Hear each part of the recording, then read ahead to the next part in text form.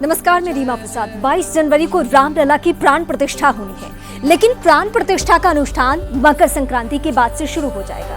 प्राण प्रतिष्ठा कार्यक्रम को भव्य बनाने के लिए अयोध्या पूरी तरह से तैयार हो चुकी है। इस वक्त अयोध्या में राम का नाम बहुत जोश और खरोश के साथ लिया जा रहा है। लोगों में उत्साह बहुत ज्यादा है। प्राण प्रतिष्ठा से पहले आज अयोध्या में बहुत कुछ हुआ है और 22 जनवरी तक अयोध्या और खास बनने जा रहा है। अयोध्या की दीवारों पर पेंटिंग की जा रही है, हर चौराहों को फूलों से सजाए जा रहे हैं। इस बीच अनुष्ठान में प्रयोग के लिए देश के अलग अलग इलाकों से जल कलश भी अयोध्या पहुंचाए जा रहे हैं। इस बीच अयोध्या की सुरक्षा भी बहुत सख्त कर दी गई है। प्राण प्रतिष्ठा के मौके पर 13,000 सुरक्षाकर्मी अयोध्या में मौजूद रहने वाले हैं। ये 4 तस्वीरें इस वक्त हम आपको दिखा रहे हैं अयोध्या नगरी से।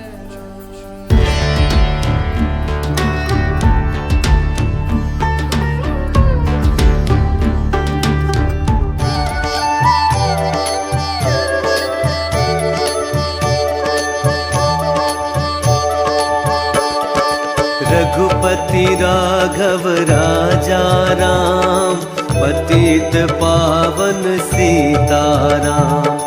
सीताराम जय सीताराम, भज प्यारे मन सीताराम।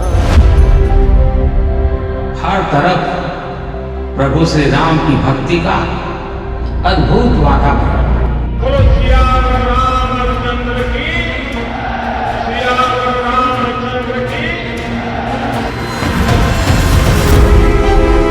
चारों दिशाओं में राम नाम की धूम, राम भजनों की अद्भुत सौंदर्य माधुरी।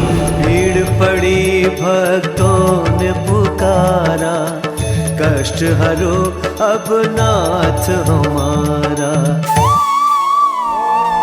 हर किसी को इंतजार है 22 जनवरी का, उस ऐतिहासिक पवित्र पल का। पूरी हुई सदियों की प्रतीक्षा, जन्मभूमि पर होगी राम लला की प्राण प्रतिष्ठा।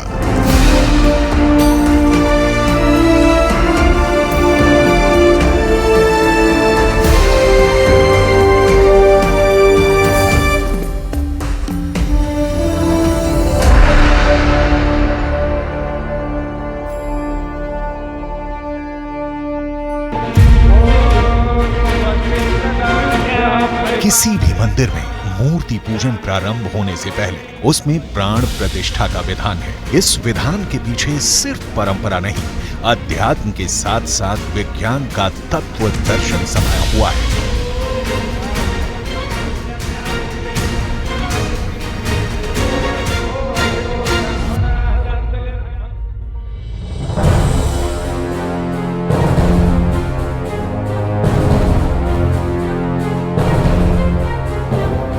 भगवान की जब कृपा होती है तो उनके कार्य का जब आता है तो ऐसे मुहूर्त मिलते हैं, सदा नहीं मिलते। 9 ग्रहों में से 5 ग्रह जब अच्छे हो जाते हैं तो अधिकांश शुभ हो गए, ऐसी मान्यता है। अब यहाँ पर 6 ग्रह मिल रहे हैं, अर्थात 2/3 सब शुभ ही कार्य होने का है। तदनुसार मुहूर्त दिया गया। सबसे पहले शिल्पी जिन्होंने मूर्ति बनाई है वो मूर्ति को स्नान कराएंगे उस दिन, और मूर्ति का स्नान करा करके वो आचार्य को मूर्ति सौंपेंगे कि ये अब प्राण प्रतिष्ठा के योग्य मूर्ति है, आपने चयन की है, और इसका पूजन हम प्रारंभ करेंगे।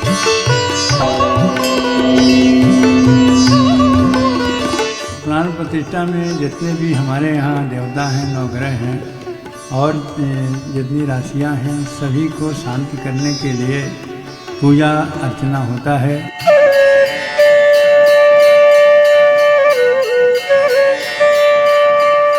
ये जो कार्यक्रम संपूर्ण होने वाला कोई एक ही स्थान पर नहीं होने वाला है। उसके लिए सामान्यतः 3 स्थान, कोई दूरी नहीं, बिल्कुल समीप में ही।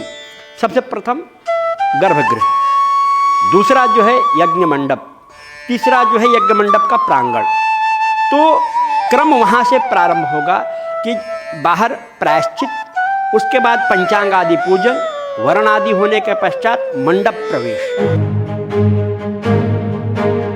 प्राण प्रतिष्ठा के साथ साथ सनातन संस्कृति की मान्यता जुड़ी हुई है। मान्यता ये कि पूजा किसी मूर्ति की नहीं होती, उस दिव्य सत्ता की होती है जो अजर है, अमर है, अविनाशी है, अंतर्मयी है, जो अवधपुरी के स्वामी है।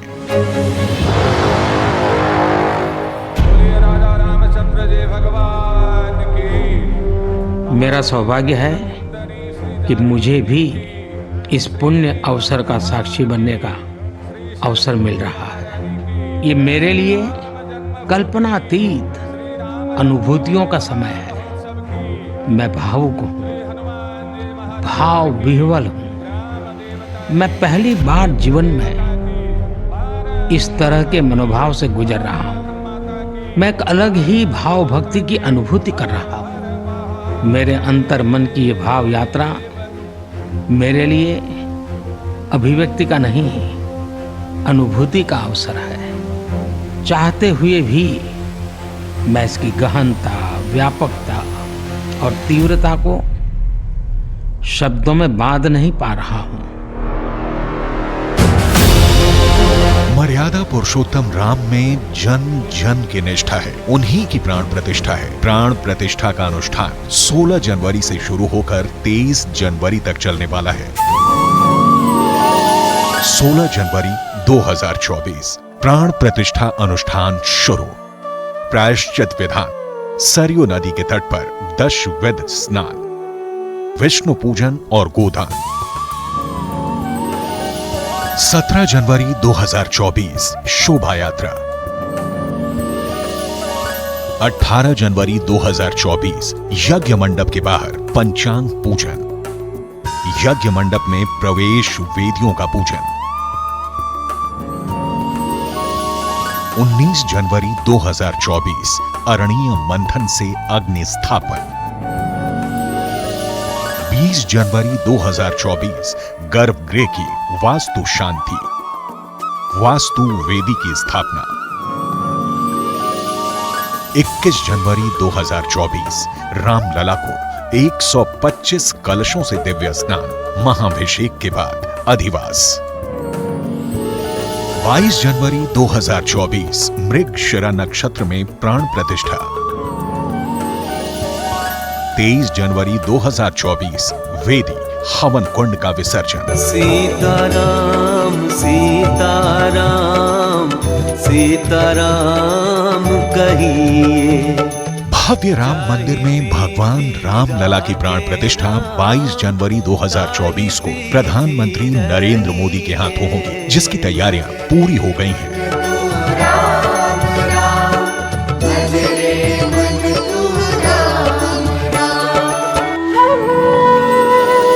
राम लला की प्राण प्रतिष्ठा के लिए शुभ मुहूर्त मात्र 84 सेकंड का है। 22 जनवरी 2024 को दोपहर 12:29:08 से 12:30:32 तक होगा।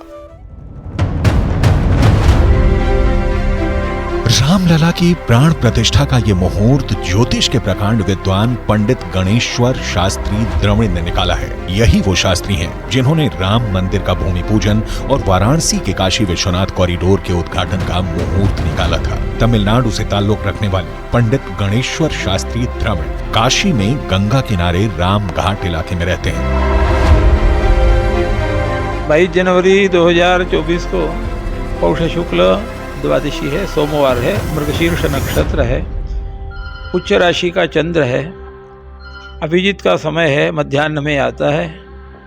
अभिजीत के समय महाविष्णु आकाशमंडल में रहकर सुदर्शन चक्र के द्वारा सारे दोषों को निवारण करते हैं, ऐसा ज्योतिष शास्त्र में लिखा है।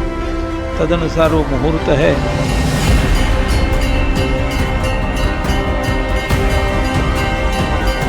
प्राण प्रतिष्ठा एक जीवंत प्रक्रिया है। देव प्रतिमा की प्राण प्रतिष्ठा उस मूर्ति को जागृत करने की पुण्य प्रक्रिया है। इससे मूर्ति में प्राण नहीं आते, बल्कि वो मूर्ति जागृत अवस्था में आ जाती है। प्राण प्रतिष्ठा के बाद वो मूर्ति सिद्ध हो जाती है। इस सिद्धि काल का मुहूर्त भी अद्भुत है। गणेश्वर शास्त्री ने प्राण प्रतिष्ठा का 84 सेकंड का जो संजीवनी मुहूर्त निकाला है, वो अपने आप में बेहद खास है। मेष लग्न का गुरु इस मुहूर्त का प्राण है। लग्नस्थ गुरु सर्व दोषों का शमन करेगा। मुहूर्त में विचार किए जाने वाले कुल 16 वर्गों में 10 वर्ग भी अत्यंत शुभ हैं। मेष लग्न के गुरु की विशिष्टता यह है कि दोष उत्पन्न करने वाले 5 बाण यानी रोग बाण, मृत्यु बाण, चोर बाण, राजबाण और अग्निबाण में से कोई भी बाण संजीवनी मुहूर्त में नहीं रहेगा। मुहूर्त के दौरान 9 ग्रहों में 6 ग्रह मित्र के रूप में अपने घरों में रहेंगे। मुहूर्त में गुरु मित्र गृही होकर नवांश में उच्च का रहेगा। अन्य ग्रहों के राहु केतु के चारों तरफ ना होकर सिर्फ 2 तरफ होने से काल सर्प दोष की स्थिति भी नहीं रहेगी। सूर्य के मकर राशि में होने से पौष मास का दोष भी नहीं रहेगा। सूर्य के अभिजीत में होने से मृग शीर्ष नक्षत्र भी शुभ फलदायी होगा। 22 जनवरी को दोपहर के समय, प्रतिष्ठा के समय मेष लग्न है। मेष लग्न में गुरु है। उस गुरु की दृष्टि 5वें, 7वें और 9वें स्थान पर है। 5वें स्थान पर पड़े गुरु की दृष्टि होने से सबके सद्विचार होंगे, जो भगवान की सेवा करेंगे और मन की प्रवृत्ति भी अच्छी रहेगी 7वें स्थान में दृष्टि होने से। और 9वें स्थान पर दृष्टि होने से धार्मिक कार्य होगा, उपासना अच्छी होगी और भाग्योदय होगा, उन्नति होगी। जब भगवान की होगी तो देश की भी होगी। सनातन शास्त्र का गूढ़ कहता है पूजा दिव्य सत्ता की होती है, जो सृष्टि के सृष्टा है। मूर्ति तो बस आराधना का सशक्त माध्यम है। प्राण प्रतिष्ठा मूर्ति में उस अविनाशी सत्ता के अंश की स्थापना का अनुष्ठान है। उस अनुष्ठान को पूर्ण कराने वाले मुख्य यजमान प्रधानमंत्री नरेंद्र मोदी हैं। मुख्य यजमान के तौर पर अनुष्ठान से जुड़े विधि विधान का पालन प्रधानमंत्री मोदी पूरी निष्ठा से कर रहे हैं। प्रभु ने मुझे सभी भारतवासियों का प्रतिनिधित्व करने का निमित्त बनाया है। निमित्त मात्रम भव सव्य साचिन। ये एक बहुत बड़ी जिम्मेदारी है। जैसा हमारे शास्त्रों में भी कहा गया है, हमें ईश्वर के यज्ञ के लिए, आराधना के लिए स्वयं में भी दैवीय चेतना जागृत करनी होती है। इसके लिए शास्त्रों में व्रत और कठोर नियम बताए गए हैं, जिन्हें प्राण प्रतिष्ठा से पहले पालन करना होता है। इसलिए आध्यात्मिक यात्रा की कुछ तपस्वी आत्माओं और महापुरुषों से मुझे जो मार्गदर्शन मिला, उन्होंने जो यम नियम सुझाए हैं, उसके अनुसार मैं आज से 11 दिन का विशेष अनुष्ठान आरंभ कर रहा हूं।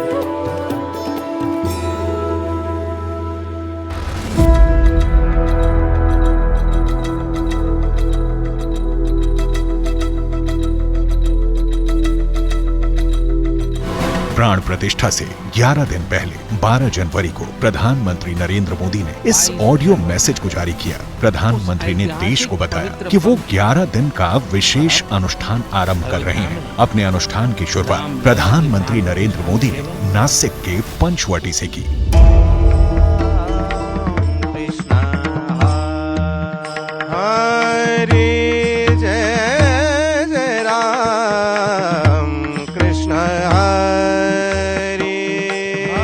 सभी देश के तीर्थ स्थानों की, मंदिरों की साफ सफाई करें, स्वच्छता का अभियान चलाएं। पौराणिक मान्यता है कि वनवास के दौरान भगवान राम पत्नी सीता और छोटे भाई लक्ष्मण के साथ यहाँ कुछ वक्त गुजारा था। वाल्मीकि रामायण के अलावा अरण्य कांड, रामचरितमानस, रामचंद्रिका में पंचवटी का विस्तार से वर्णन है। भगवान राम, माता सीता और लक्ष्मण सहित 14 वर्ष तक वनवास में रहे। उन्होंने कुछ समय पंचवटी में भी बिताया। वो यहाँ झोपड़ी बनाकर रहते थे। इतना ही नहीं, यहीं पर लंकापति रावण ने माता सीता का हरण किया था। उसी स्थान से प्रधानमंत्री ने 11 दिन के अनुष्ठान की शुरुआत की। नासिक पंचवटी की इस भूमि में प्रभु श्री राम ने काफी समय बिताया था।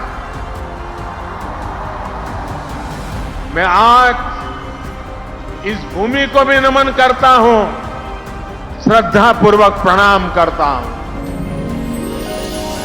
शास्त्रों में विशेष अनुष्ठान के नियम तप है। ब्रह्म मुहूर्त में राम नाम का जप करना होता है। पूजन से पहले निर्जला व्रत रखते हैं। नित्य पूजन के बाद दिन में फलाहार किया जाता है। रात में आरती के बाद सात्विक भोजन किया जाता है। सद्विचार एवं सद चिंतन करने का नियम है। भगवान का भोग लगाकर प्रसाद ग्रहण किया जाता है। सनातन शास्त्रों में प्राण प्रतिष्ठा को पार्थिव मूर्ति में ईश्वरीय चेतना के संचार का अनुष्ठान बताया गया है। अयोध्या में प्रभु श्री राम का भव्य दरबार तैयार हो रहा है। गर्भगृह पूरी तरह से तैयार है, जहां राम लला विराजमान होंगे। काशी के प्रकांड विद्वान और पांडित्य घराने से जुड़े आचार्य पंडित लक्ष्मीकांत दीक्षित के नेतृत्व में प्राण प्रतिष्ठा का पूजन संपन्न होगा। प्रोटोकॉल के कार्यक्रम के तहत ठीक 12:15 बजे मंदिर प्रांगण में गर्भगृह में प्रधानमंत्री जी माननीय प्रवेश करेंगे और प्रवेश के साथ ही प्राण प्रतिष्ठा का संकल्प होगा। संकल्प होने के बाद भगवान की यथा लब्धोपचार षोडशोपचार पूजा होगी। महापूजन के पश्चात 108 भगवान रामचंद्र के नामों से आनंद रामायण में उल्लिखित 108 जो भगवान के नाम बताए गए हैं, उनसे भगवान को वो तुलसी दल और कमल पुष्प चढ़ाएंगे। और उसके पश्चात भगवान की पूरी पूजा जब हो जाएगी, उसके बाद आरती के बाद उनकी पूजा का विराम होगा। आचार्य पंडित लक्ष्मीकांत दीक्षित यजुर्वेद के अच्छे विद्वान और पूजा पद्धति के अच्छे जानकारों में से एक हैं। काशी के प्रकांड विद्वानों में उनका नाम एक है। पूजा का विधान लक्ष्मीकांत दीक्षित के नेतृत्व में संपन्न कराया जाएगा।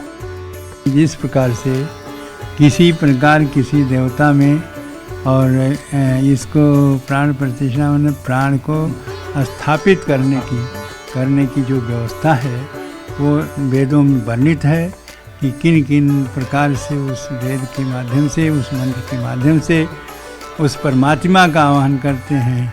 उस भगवान राम का आवाहन करेंगे। राम की प्रतिमा है, ये राम का आवाहन करेंगे कि प्रभु आप अपने पूरी शक्ति के साथ इस प्रतिमा में विराजमान हो और भक्तों का कल्याण करें। इस तरह से प्राण प्रतिष्ठा की व्यवस्था है।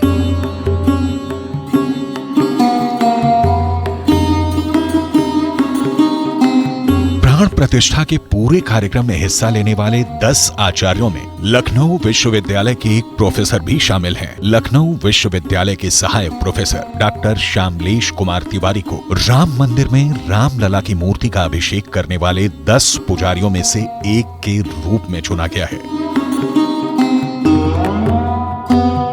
न्यास की क्रिया बहुत वृहद है और वो उसके पश्चात उनके स्थान पर स्थापित किया जाएगा और स्थापना के बाद फिर वो महाभिषेक स्नान इत्यादि जो है महाभिषेक चलेगा। और महाभिषेक के पश्चात जो है ये जो हमारी सबकी जो चिर परिचित और जिसकी बहुत प्रतीक्षा है, जिसके लिए हम पलक पावड़े बिछाकर बिल्कुल राम श्री राम जय जय राम की उद्घोष कर रहे हैं, जप कर रहे हैं, कीर्तन कर रहे हैं, वह समय 22 जनवरी का वह जो कालखंड मृगशिरा नक्षत्र का है वो आकर और भय प्रगट कृपाला दीन दयाला कौशल्या हितकारी, तो उसमें कौशल्या के हितकारी के साथ साथ संपूर्ण विश्व के हितकारी हमारे प्रभु श्री राम का दर्शन हम उससे रूप में कर पाएंगे। प्राण प्रतिष्ठा के अनुष्ठान में 10 आचार्यों की टीम के साथ साथ 130 और विद्वान भी हिस्सा लेंगे। प्राण प्रतिष्ठा के अनुष्ठान के लिए शास्त्रीय परंपरा के अनुसार 2 मंडप और 9 हवन कुंड तैयार हुए हैं। सभी 9 कुंडों में एक साथ अनुष्ठान होंगे। ऐसे 8 प्रकार के जो कुंड मंडप सिद्धि नामक जो ग्रंथ है, जो उसमें जो वर्णन है वो उन्हीं कुंड का जो है वहाँ पर निर्माण किया गया है। उस कुंड में अग्नि का स्थापन, अब ये बहुत बड़ा एक महत्वपूर्ण कार्य है। अग्नि स्थापन केवल ऐसा नहीं कहीं माचिस जला के या किसी दीप से लेकर हमने अग्नि को प्रज्वलित कर लिया, उस अग्नि में हम हवन करेंगे, नहीं। इसके लिए शास्त्र के अनुसार निश्चित तिथि मुहूर्त में काष्ठ लाकर और उससे अरणि मंथा नामक 2 यंत्र निर्माण किए जाते हैं और उन यंत्र में के घर्षण मंत्रों के द्वारा आवाहन करके घर्षण के द्वारा जो अग्नि निकलती है, उस अग्नि का स्थापन जो है उस कुंड में करके वहाँ पर जो आवाहित जितने देवी देवता वेदियों पर है उनका हवन क्रिया वहाँ पर प्रारंभ होगी। अनुष्ठान में प्रयोग आने वाली ज्यादातर सामग्री काशी में तैयार हुई है। रामलला को स्नान करवाने के लिए सहस्त्र छिद्र यानी 1008 छिद्र वाला घड़ा, हवन पात्र, समिधा, 9 ग्रह की लकड़ियों से तैयार यज्ञ पात्र में अरणि मंथन, शंख, चक्र, गदा और पद्म, सुरुआ और सुरुचि, कर्मकांडी ब्राह्मणों के लिए कमंडल, लुटिया, आमशनी और छोटी तश्तरी के 125 सेट पूजन पात्र तैयार किए गए हैं। हवन कुंड और यज्ञ मंडप भी काशी के वैदिक विद्वानों ने तैयार किया है। राम लला को लगने वाला काजल उनके आराध्य बाबा विश्वनाथ के खप्पर काशी विश्वनाथ मंदिर की अखंड ज्योति से लाया गया है। भगवान रामलला के प्राण प्रतिष्ठा कार्यक्रम को अंतिम रूप देने के दौरान गर्भगृह को सरयू से लाए गए 81 कलशों के जल से धोया जाएगा। फिर वास्तु शांति और अन्नाधिवास कर्मकांड होंगे। रामलला का अन्नाधिवास, जलाधिवास और घृताधिवास होगा। 21 जनवरी को 125 कलशों से मूर्ति के दिव्य स्नान के बाद शय्याधिवास कराया जाएगा। 22 जनवरी को सुबह नित्य पूजन के बाद मध्याह्न काल में प्राण प्रतिष्ठा की महापूजा होगी। सहस्र छिद्र कलश, 1000 छिद्रों वाले कलश से भगवान का स्नान होगा। सभी वेदों के विद्वान मंत्र पढ़ते रहेंगे और भगवान का दिव्य स्नान संपन्न होगा। स्नान संपन्न होने के बाद भगवान का वहाँ 3 वेदियों पर स्नान होता है। दूसरी वेदी में जब स्नान होगा उस समय भगवान के नेत्रों को खोला जाएगा और भगवान के सामने पहली बार भक्ष्य भोज्य पदार्थ सामान्य रूप में दिया जाएगा और सुवर्ण शलाका से उनके नेत्रोन्मीलन किया जाएगा। नेत्रोन्मीलन करने के पश्चात तृतीय वेदी का स्नान होगा। वेदी का स्नान करने के पश्चात भगवान को सूक्ष्म वस्त्र से, मुलायम वस्त्र से पोंछा जाएगा। उसके बाद इत्र आदि लगा करके भगवान की महापूजा पहली की जाएगी। प्राण प्रतिष्ठा के अनुष्ठान के अधिवास का बहुत ही अहम विधान है। राम मंदिर में भी 18 जनवरी से 21 जनवरी तक अधिवास का अनुष्ठान चलेगा। 18 जनवरी 2024 को सुबह शाम जलाधिवास, सुगंधाधिवास, गंधाधिवास, 19 जनवरी 2024 से फलाधिवास और फिर धान्य अधिवास होगा। 20 जनवरी को पुष्पाधिवास, रत्नाधिवास और शाम को घृत अधिवास होगा। 21 जनवरी की सुबह में शर्करा, मिष्ठान और मधु अधिवास, फिर औषधि और शय्या अधिवास होगा। जल में रखा जाएगा क्योंकि ऐसा विद्वानों ने कहा है, शीताधिक्य है इसलिए जल में ज्यादा देर न रखा जाए, ऐसा मंतव्य किया हुआ। बाल मूर्ति स्वरूप है तो ठंड भगवान को न लगे ऐसा देखते हुए थोड़ी देर जलाधिवास किया जाएगा और जलाधिवास के पश्चात तुरंत भगवान को चंदन आदि से लेपन किया जाएगा और गंधाधिवास, ऐसे 2 अधिवास पहले दिन होने सुनिश्चित है। उसके बाद 19 तारीख को प्रातःकाल यज्ञ का आरंभ होगा, गणेश आदि देवताओं का पूजन होगा। उसके पश्चात 9 बजे ठीक अरणि मंथन द्वारा अग्नि का प्राकट्य होगा और हवन कुंडों में अग्नि स्थापित की जाएगी और उसके पश्चात मंडप के सारे देवताओं का स्थापन, मंडप में भगवान रामचंद्र का विधिवत पूजन राजा राम भद्र बना करके और उसके ऊपर पीठ देवता, यंत्रादि देवता का पूजन करके भगवान रामचंद्र का विधिवत पूजन, सांगोपांग पूजन संपन्न होगा।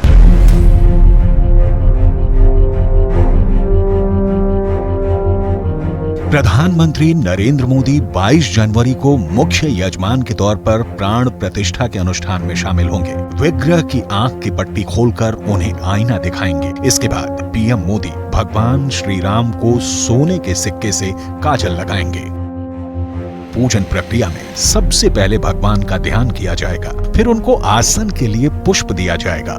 इसके बाद रामलला का चरण धोकर उनको अर्घ दिया जाएगा। मुख में आचमनी जल भी देंगे, फिर मधु पर्क देकर स्नान कराएंगे।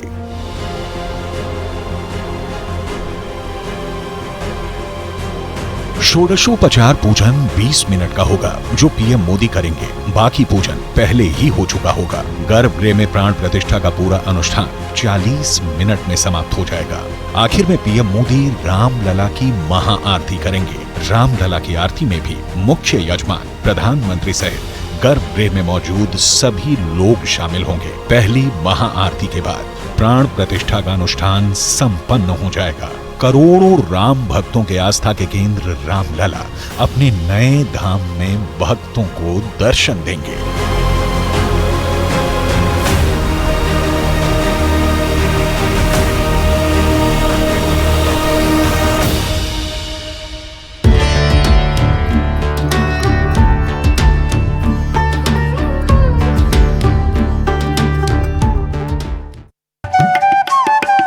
सियावर रामचंद्र की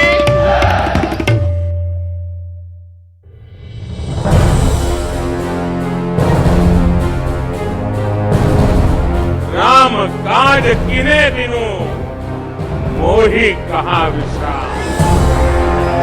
अब रुकना नहीं है, थकना नहीं है, और विश्राम का तो सवाल पैदा ही नहीं होता।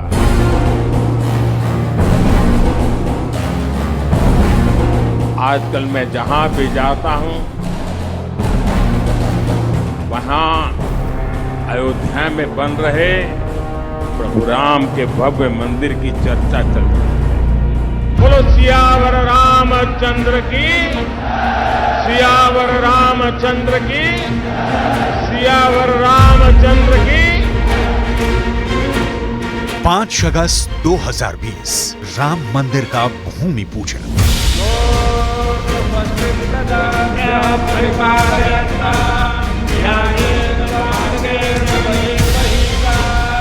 मैं अयोध्या की पुण्य भूमि पर प्रभु श्री राम से यही कामना करता हूं कि देश के जन जन की कर्तव्य शक्ति से भारत का सामर्थ्य शिखर तक पहुंचे।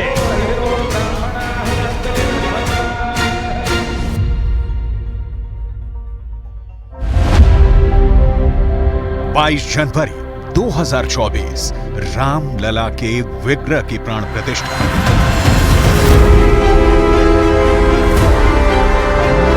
श्री रामलला के दर्शन और उसके बाद राजा राम का अभिषेक, ये सौभाग्य राम जी की कृपा से ही मिलता है।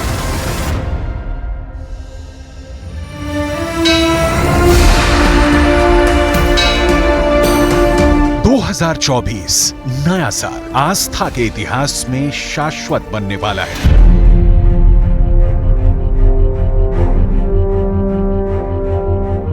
गर्व होगा उस क्षण पर, गुमान होगा उस पल पर। 2024 का साल अपने साथ सौभाग्य से भरे उस पावन पल को ला रहा है जब सदियों की प्रतीक्षा के बाद प्रणत पाल रघुनायक के विग्रह का प्राण प्रतिष्ठा होने जा रहा है। इस पवित्र भूमि से प्रार्थना कर रहा हूं, अयोध्या की प्रभु राम की नगरी से प्रार्थना कर रहा हूं।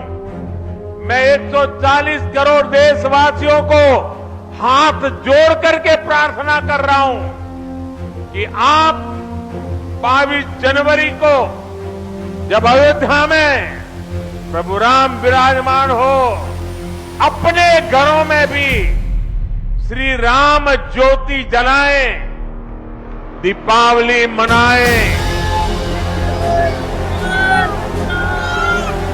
22 जनवरी की शाम पूरे हिंदुस्तान में जगमग जगमग होनी चाहिए। चलिए अयोध्या धाम रामलला को मनाते हैं और राम राज की तरफ अपना कदम बढ़ाते हैं।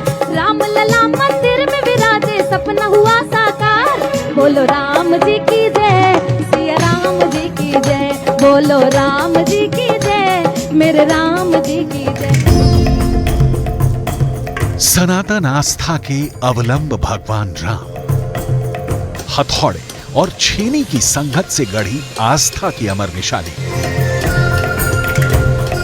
करोड़ों की आस्था का केंद्र श्री राम जन्मभूमि मंदिर।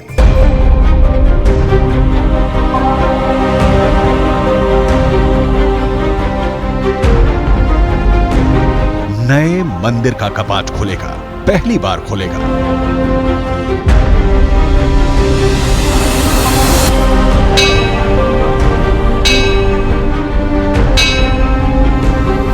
प्रधानमंत्री नरेंद्र मोदी रामलला के विग्रह की प्राण प्रतिष्ठा करेंगे।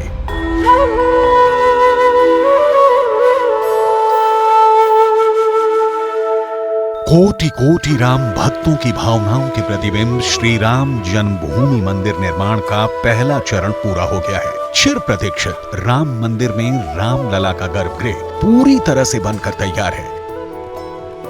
ये गर्भगृह है पुरुषों के आचरण का आदर्श रचने वाले भगवान राम का, जिनकी कथा घर घर में सुनी जाती है।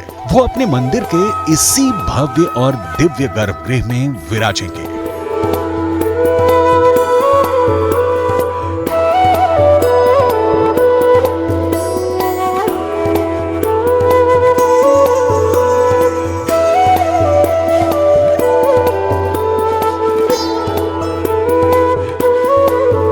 एक समय था जब यही अयोध्या में रामलला टेंट में विराजमान थे। आज पक्का घर सिर्फ रामलला कोई नहीं, बल्कि पक्का घर देश के 4 करोड़ गरीबों को भी मिला है। पूर्व पश्चिम दिशा में 380 फीट लंबा, उत्तर दक्षिण दिशा में 250 फीट चौड़ा, 161 फीट ऊंचा राम मंदिर, 160 फीट ऊंचा शिखर। इस 3 मंजिला मंदिर में प्रत्येक मंजिल 20 फीट ऊंचा। बलुआ पत्थर के 392 पिलर, भूतल पर 166 पिलर, पहली मंजिल पर 177 पिलर, दूसरी मंजिल पर 82 पिलर, हर पिलर पर 25 मूर्तियां। मंदिर के सभी खंभों पर कुल 9,800 मूर्तियां, दीवारों पर 10,000 से अधिक मूर्तियां, 8 कोण वाला गर्भगृह, राम मंदिर के 42 दरवाजे, सिंह द्वार पर हाथी और शेर, परिधि मार्ग पर मूर्तियों में राम कथा, साथ ही 795 मीटर लंबा परकोटा।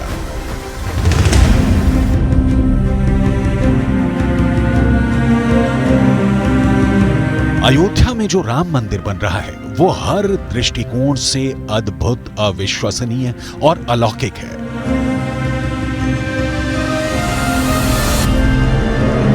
राम मंदिर के द्वार खुलेंगे तो वहां क्या क्या दिखेगा? रामलला की आराधना का यह स्थल सुंदरता का नया और अप्रतिम प्रतिमान होगा। संपूर्ण मंदिर में दीवारों से लेकर खंभों पर बन रही छोटी छोटी कलाकृतियों तक में भारत के सृजन शक्ति और भक्ति का अप्रतिम मेल मिलाप होगा।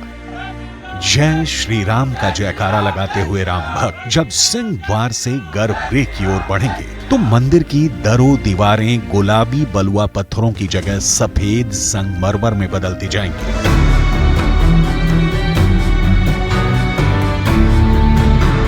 भारत में हर साल हजारों नए मंदिर बनते हैं, सैकड़ों का पुनरुद्धार होता है, लेकिन राम मंदिर हर रोज नहीं बनता।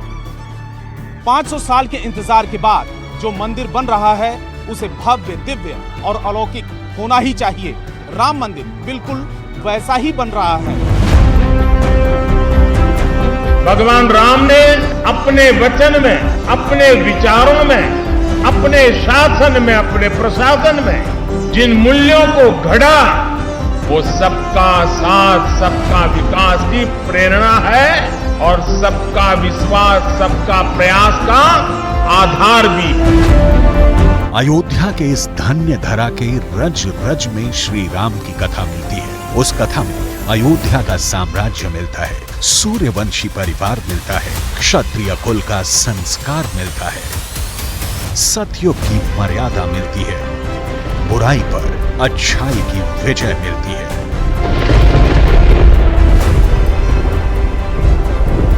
उसी अयोध्या में श्री राम के पावन दर्शन करने पहुंचे राम भक्तों के कदम सबसे पहले इस राम जन्मभूमि पथ पर पड़ेंगे। राम भक्त जब सबसे पहले इस मार्ग पर आएंगे तो सबसे पहले हनुमानगढ़ी के दर्शन होंगे। ये सड़क 5.5 फीट चौड़ी बनाई जा रही है, जिसके दोनों तरफ 4-4 मीटर के फुटपाथ होंगे। इन्हीं फुटपाथ पर श्रद्धालुओं के बैठने के लिए बेंच भी लगाए जाएंगे। इसके अलावा भक्ति पथ को एक ऐसी तकनीक से तैयार किया जा रहा है कि अगर श्रद्धालु नंगे पैर भी राम मंदिर के दर्शन करने पहुंचेंगे तो उनके पांव जलेंगे नहीं।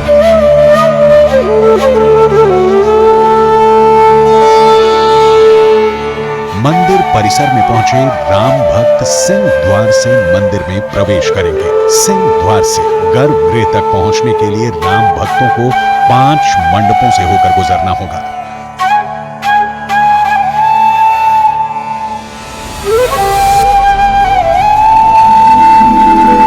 रामलला के भक्त पूर्वी द्वार से मंदिर में प्रवेश करेंगे। 32 सीढ़ियां चढ़कर वो सिंह द्वार तक पहुंचेंगे और वहां के मंडप में प्रवेश करेंगे।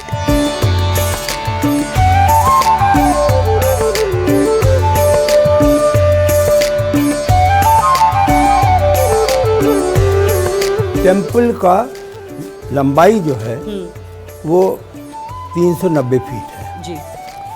इसकी जो चौड़ाई है आयाम वो लगभग 300 फीट है। इसमें जब हम सीधे वॉक करते हैं तो सैंक्टम सैंक्टोरम के अलावा यहाँ पर 3 मंडप हैं, जो एक गुरु मंडप है, एक यहाँ पर रंग मंडप है जी, और एक यहाँ पर स्लिप हो रहा है, एक 3rd मंडप है, और 2 साइड के मंडप मिलाकर के 5 हो जाते हैं जी। एक तरफ प्रार्थना मंडप होगा, एक तरफ नृत्य मंडप होगा। तो इस प्रकार से 5 मंडपों के उसमें आप वॉक करते हुए चलेंगे। राम मंदिर के द्वार से लेकर गर्भगृह तक क्या क्या दिखेगा, इसके दिव्य दर्शन कीजिए।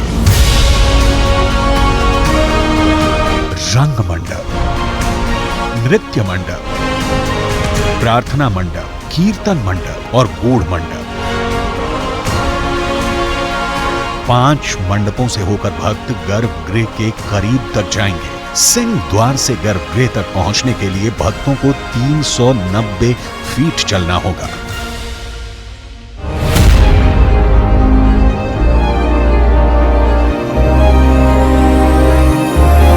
राम मंदिर का हर मंडप नागर शैली में बनाया जा रहा है। नागर शैली का जिक्र पुस्तकों में मिलता है।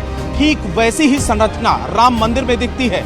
अपने आप में दिव्य है, भव्य है और नक्श नक्श तराशा हुआ है।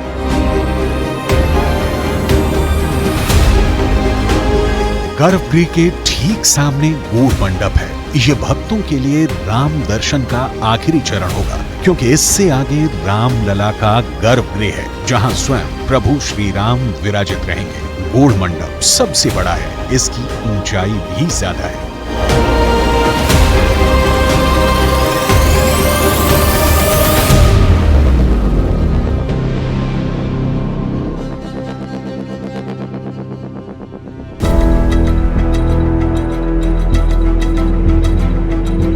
अभी गूढ़ मंडप के भूतल यानी ग्राउंड फ्लोर का काम हुआ है। 3 मंजिल वाले गूढ़ मंडप की पहली मंजिल और दूसरी मंजिल का काम अभी भी चल रहा है। गूढ़ मंडप से पहले आता है नृत्य मंडप, जो विश्वास और आस्था का अनुपम उदाहरण है। वहीं रंग मंडप यानी दर्शन के उत्साह से भरपूर मंडप। इसी तरह प्रार्थना मंडप और कीर्तन मंडप अपने नाम के मुताबिक महत्व रखते हैं, लेकिन इन सभी मंडपों में गूढ़ मंडप सबसे खास है, क्योंकि इसी मंडप के ठीक सामने है राम मंदिर का गर्भगृह।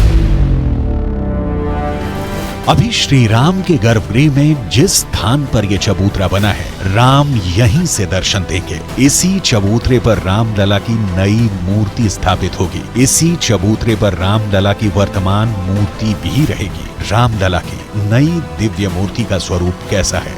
राम भक्तों के निर्मल मन के दर्पण में जिस राम का दर्शन मिलने वाला है।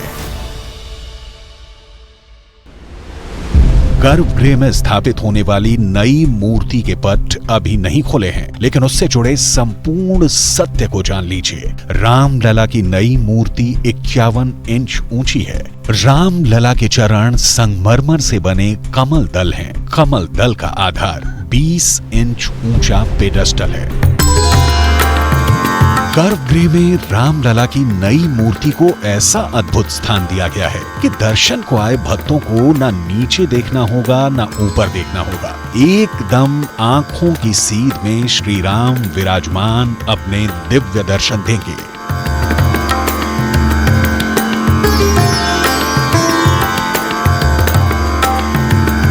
जैसे अयोध्या में भगवान राम के अवतार से राजा दशरथ के महल का सूनापन दूर हुआ था, अवधपुरी के भविष्य को नई दिशा मिली थी, पुरुष की मर्यादा का उत्तम रूप प्रस्तुत हुआ था। राम के उसी अवतार का दृश्य गर्भगृह में मिलने वाला है। गर्भगृह में स्थापित होने वाली रामलला की नई मूर्ति को अचल मूर्ति का नाम दिया गया है। अभी जो मूर्ति अस्थायी मंदिर में विराजमान है उसे चल मूर्ति कहा जा रहा है, यानी नई और पुरानी दोनों मूर्तियां गर्भगृह में रहेंगी। श्री राम मंदिर का गर्भगृह सेमी सिलेंड्रिकल शेप में बनाया गया है। ये पूरी तरह वास्तु आधारित है। गर्भगृह को सेमी सिलेंड्रिकल रखने का कई विशेष कारण हैं। गर्भगृह को वर्गाकार या आयताकार बनाने से दर्शनार्थियों का ध्यान दीवार में संगमरमर की नक्काशियों पर अधिक जाता। सेमी सिलेंड्रिकल शेप में होने पर भक्तों का मेन फोकस रामलला की मूर्ति पर रहेगा।